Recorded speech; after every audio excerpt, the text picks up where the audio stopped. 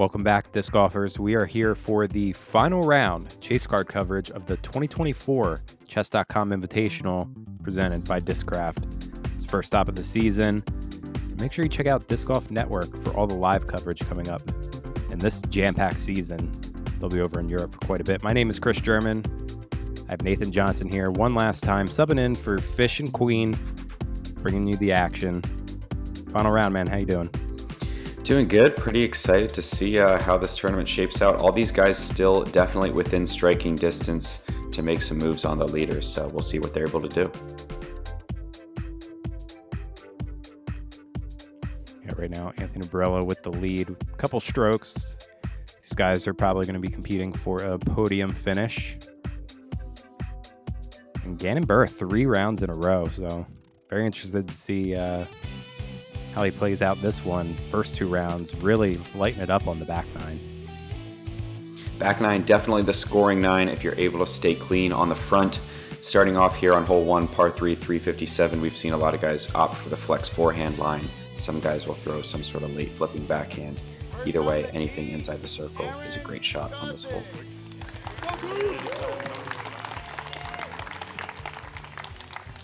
Aaron Gossage first up on the tee. Really made a name for himself. I remember the first time filming him, I believe it was 2022 OTB Open. He had a breakout tournament, ended up on lead card.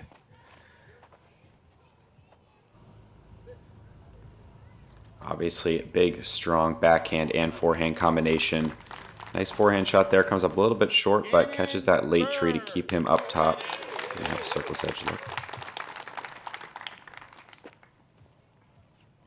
Yeah, that seems to be the common play. A lot of people fade out right near that tree there. Give yourself like a 40-footer. As Gannon slipping again. He slipped on this in round 1 as well, and he parks it. Wow. What a shot. Kevin Jones style right there. Yeah. Jesse Nieminen, get ready for some awesome, very technical forehands from him. New sponsor this year with Castaplast.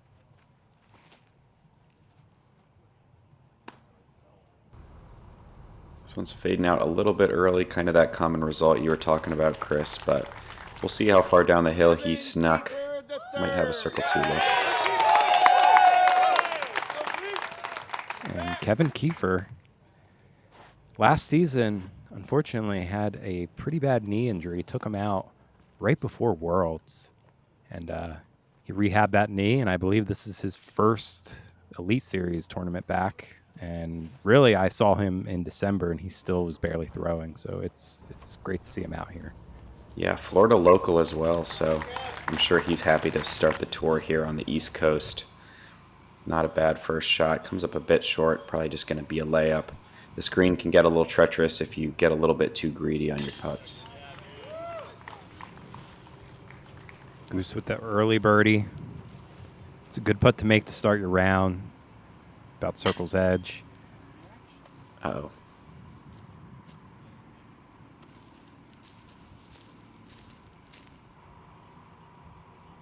Yeah, and the theme of this course is you could be inside the circle and still have tricky putts like this. It's Gannon, birdie to bogey real quick. Yeah, a lot of technical greens out here. Got to be intentional with where you're landing the disc inside the circle. And got to be careful about running those death putts. Can get you into some trouble quick. Heading into hole 2, 730-foot par 4 straight shot off the tee. Looking to push something out into the 400, 450-foot range to set yourself up for a Spikeiser forehand into the green if you've got it. Some players might try to force a backhand, but definitely makes things a little bit trickier. We saw the slip on tee, the first tee from Gannon. This tee pad, also worth noting, was pretty slick all 3 rounds, so got to be careful with your footing here as well. Fantastic shot from Aaron. Really good to finish left. Opens up the big forehand a little more. It's a risky line from Yessi, but able to pull it off. That whole right side fence is out of bounds, so very technical shot to go with the forehand here.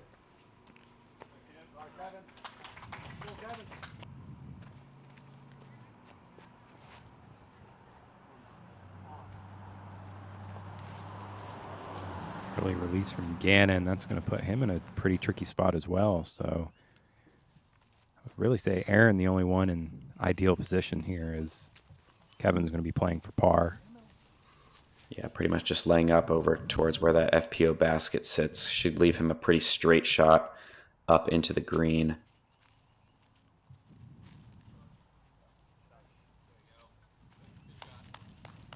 Not a bad shot from Gannon either, but that kind of it's going to be still a very tricky up and down from where he is. He's still not quite to the corner, so might have to go Spikeiser forehand, might take some sort of backdoor or front door route in this case. We'll see what he opts for. I think he's in the spot where he could take that right side gap, possibly. See what it's going to look like for him.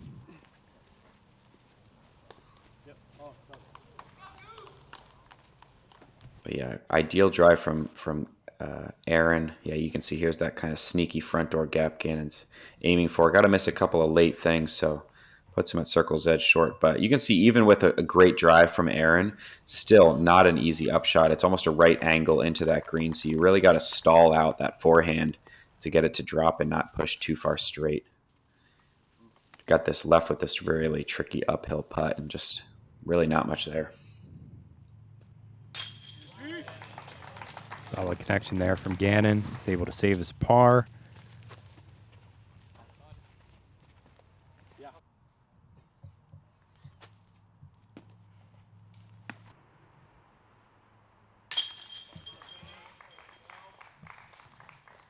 Kevin with his par save as well. Yes, he could not make that circle's edge putt. We're going to see our first par frame. Not a bad result on hole 2, playing as the 4th hardest on the day. Heading into hole 3, par 4, 531 feet. This is one of those landing zone holes that are so common on this course. Got to put yourself on this road. Definitely cannot come up short to set up the uphill upshot into this green.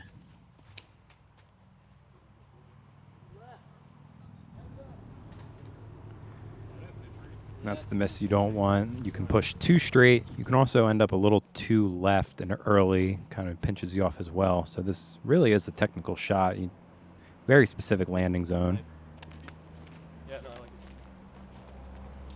Yeah, not a bad shot there from Yessi. Doesn't kind of climb that hill to the left, but still puts himself at the right distance to give himself a chance to just a little bit of a longer upshot into the green. That's a pretty common result, what you see there from Kevin, just kind of finding the backside of the hill. He'll have some tricky footing, but still a very manageable upshot. Gannon just catching that tree right around the corner, and that kicks him in a pretty tough spot. Not the best reaction. Super technical upshot here from Yessi. Just barely hangs on that OB fence. Really comes into play if you're trying to throw the flex forehand into the green, but perfect angle control to land that disc flat and not get too much skippage. It's a really great shot. Aaron catching early. Wasn't really shown here, but it took him a hot minute to line up that shot. He was very close with his lie for his backswing there with that tree. Nice recovery, though. Going to still give himself a chance to save the par. Gannon trying to do the same. That's well done.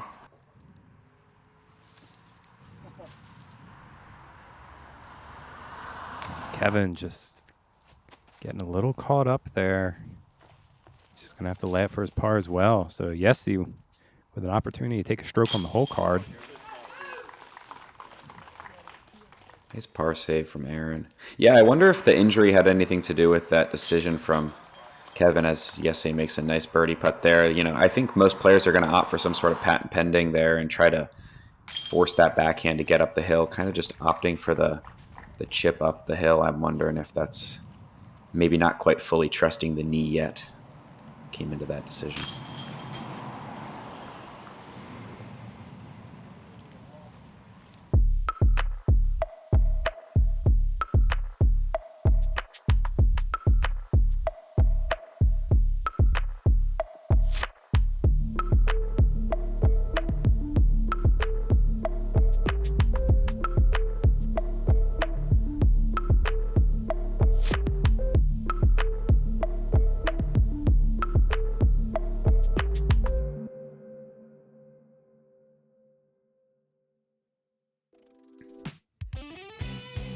Let's take a look at hole 4, the hardest hole on the course, a 664-foot par 4 with a super tight low ceiling tee shot, looking to land somewhere around that big tree the drone just flew by. Then you have 2 options to take into the green. You have the low route that the drone flew through, or the high up and over shot. A lot of players will opt for the flex forehand second over the hill, over that FPO basket. But tee shot, very important on this hole. Super technical forehand to throw from Yesse. Executes it well. And Aaron going over the top. Yeah, I believe we saw Gannon do that in round 1 as well. Which, if you have it, I think this is the hole to throw it, because throwing down on that angle there on a specific landing zone can be tough, as Kevin does a great job there. Yeah, it's also worth mentioning too, round 1 was so windy, but rounds 2 and 3 were a lot calmer of days, so you could definitely get away with a little more aggression in those kind of higher flexing shots to throw with a little more predictability. But either way, 4 very solid shots from the entire card.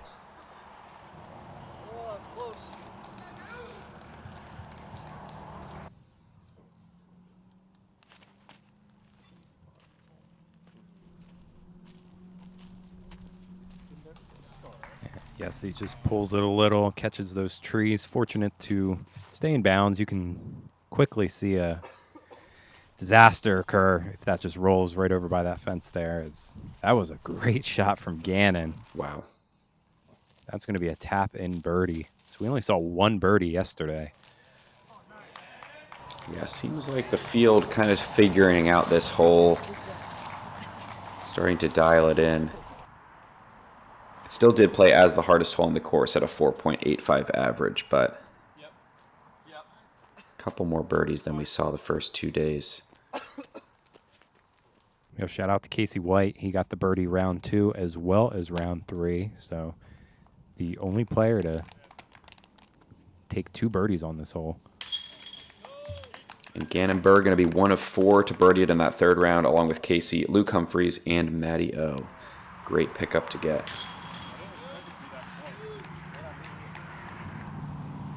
But really, the whole card played the hole super well to average under par. Is picking up strokes on pretty much everybody in the entire field. Heading into hole 5, 408-foot par 3 over the ravine. Got to climb this hill, flying over the FPO basket, and then get something that finishes left at the very end. A lot of players kind of end up in that ditch 40 feet in short of the basket. But if you're able to get into circle 1, that is a great shot, of course, as well.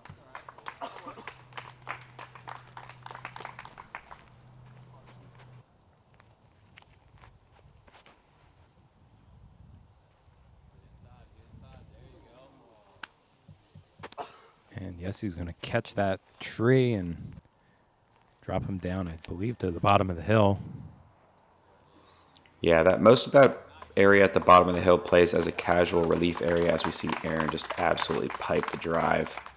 A rare park job on the 5th is worth another look.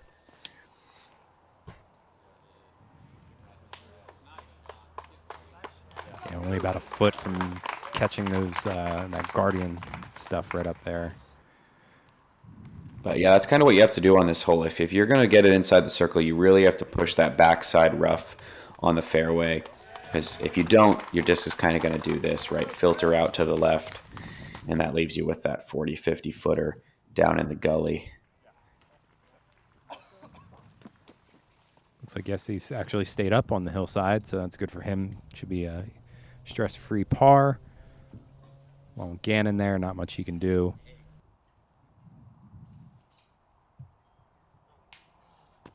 Not a bad effort.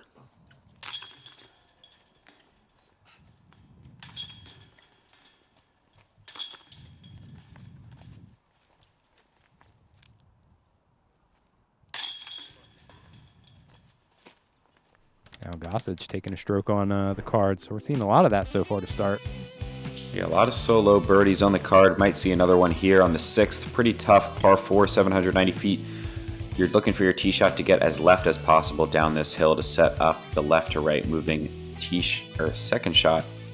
into this very guarded, elevated green. Love it. Love it. Yeah, that's good.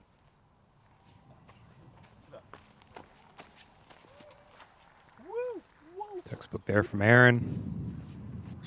Yeah, I think players are starting to kind of figure out some of these blind placement shots, it seems. You know, the first couple of days we saw a lot of shots on this hole, finding the backside of that fairway and players kind of scrambling from the sawgrass. But I think by this point in round 3 and multiple practice rounds, players kind of know what disc they need to throw, you know, what kind of height they need to work with to, you know, keep this one in the fairway.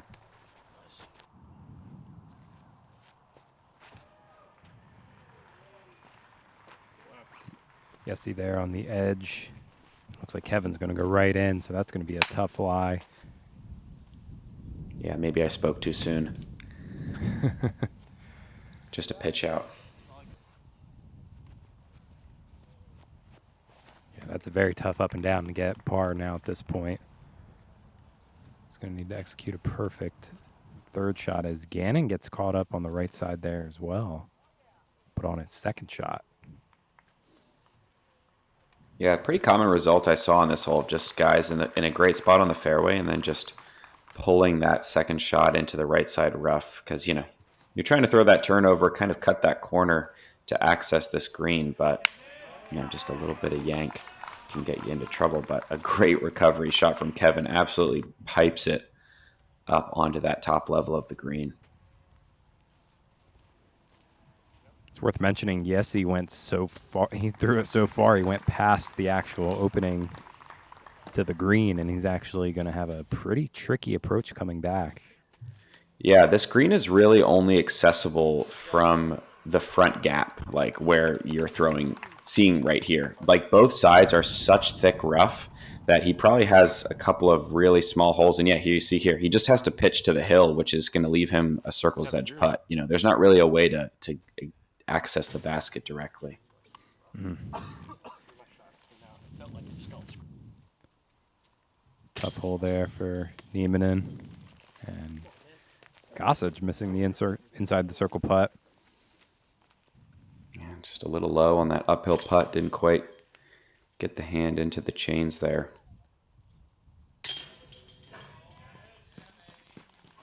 So looks like another par frame coming up for the card. Yes, this hole came in exactly even par. So exactly at 4 with 61% of the field taking the par.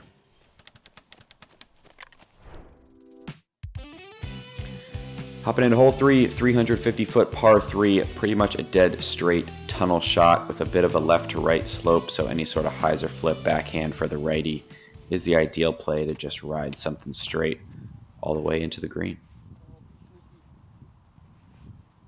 Yeah. Shot, good shot. Aaron just hanging out on the right side of the fairway. And progresses pretty good. He'll be able to give himself a long look for birdie. And Gannon, oh no. A little bit of a roll away there. Yeah, we've seen so many players on this hole just pull their drive a little bit and catch those, or in some cases make their way all the way through the right side, you know, kind of rough. Kevin, that's really what you want, especially with this left to right sloping hill. Like, you can afford to miss left because the disc is just going to kind of push straight when it hits that hillside, and you're not going to get the big flare skip that you normally see up the hill. So definitely the correct miss, if you want to call it that. Tough lie for Gannon. Not really a window to get aggressive with the birdie putt as Aaron makes another circle's edge putt. Nice correction there off the last hole for both these guys. Connect on those tester 28-footers.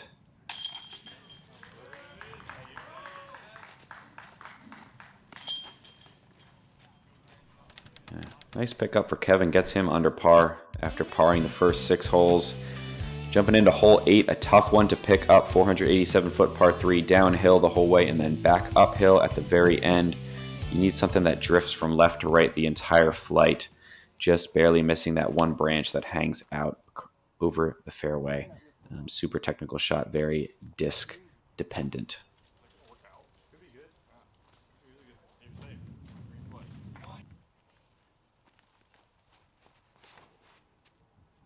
Oh, it's got to go so far right. Be so friendly. That's going to fade out early there for Kevin.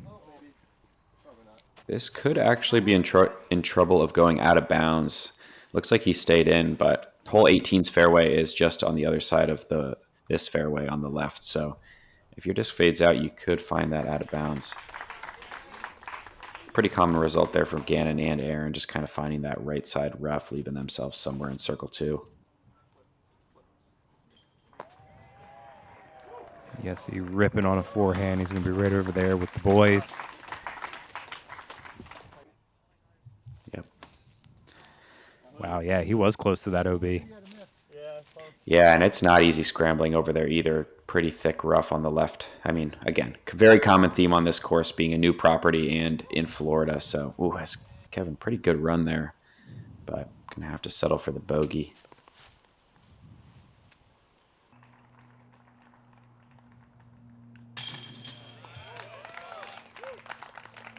Great putt from Nieminen. He's going to be 1 under now as well.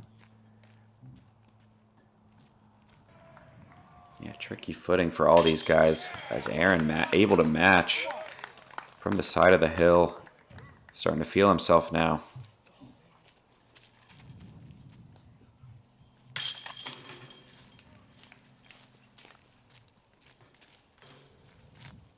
String of pars there for Gannon, but if we're expecting anything, he should put up a fire back 9, I'm guessing. Would not surprise me at all. One more on the front 9 here, though. Hole 9, picturesque hole, 465-foot par 3. You got to pick a side of these kind of couple trees that dot the middle of the fairway. You can either go hyzer flip on the left of them or go for more of the flex line down the right-hand side. Aaron opting for the more overstable disc. Great shot, just catches that last tree at the very end. Was looking great, but unfortunate break at the end there. Does it stay up from Yessi? And it does. Oh, yeah. Wow. A rare park job on the 9th. Yeah, that is worth another look.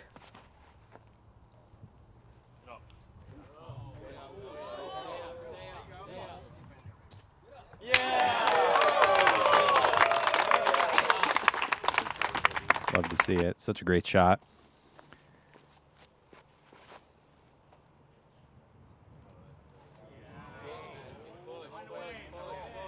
This is looking nice from Gannon, too. Comes in a bit early. A lot of ground play, kind of a common result. Looked almost identical to his shot from round 2 on this hole. This Kev's not even going to make it up the hill. Yeah, just that's a pretty tough shot. I mean, just the highs are there, but those trees could get in your mind, but executes perfect. Yeah, so we're going to see Aaron's putt coming up here. I believe the rule with this casual OB cliff is that casual cliff is that it plays like OB without the penalty stroke. So I think the ruling was, since Aaron hit that tree and rolled back down the hill, he crossed over the casual relief, which meant he was able to take that shot at the top of the hill with no penalty, which is a pretty interesting rule that we don't see every day. Yeah, Card discussed it for a minute, and they decided that was the right play after looking it up, and finishes the 9 with a turkey. Like you said, really feeling himself. As we're gonna bring this one to a close. There's 9 more holes here at the 2024 Chess.com Invitational. For Nathan, my name is Chris.